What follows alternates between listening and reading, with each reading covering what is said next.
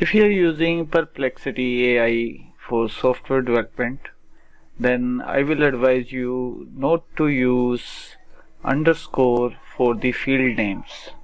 As you can see here that I ask Perplexity to rewrite this method with a few updates. And if I scroll down, then here he is providing me the complete updated method.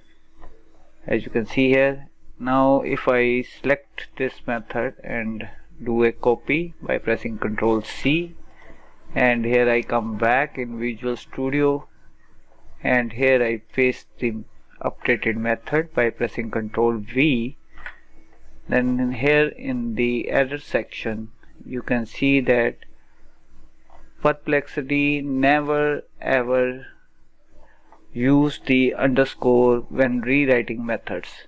So if you are using Perplexity, then I will advise you to not to use underscore for your field names. Otherwise, in each update you have to manually add the underscore values on each of the field name, just like I am doing here.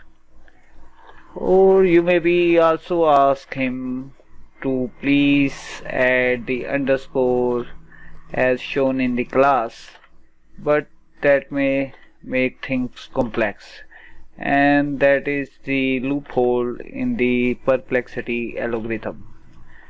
And I hope you will like this video. Let me know, and you can share with your friends who are using Perplexity for software development. Thanks a lot for watching. Bye and take care.